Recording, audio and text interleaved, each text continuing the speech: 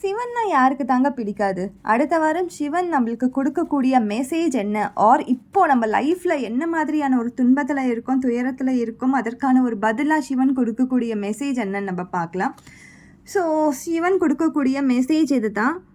Destroy major change.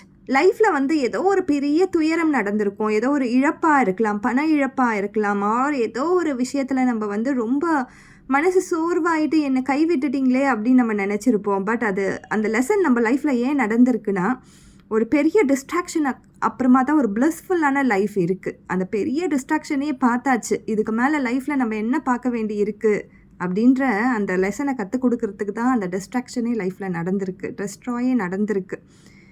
So அதெல்லாம் நினச்சி நீங்கள் டிஸ்ட்ராக்டோ ஆர் உங்கள் மனசை சோர்வடைய வச்சிடாதீங்க. இந்த சம்பவத்துக்கு பிறகு ஒரு நல்லது இருக்குது அப்படின்னு சொல்லி உணர்த்துறதுக்கு தான் அந்த சம்பவமே நடந்திருக்கு. தேங்க்யூ.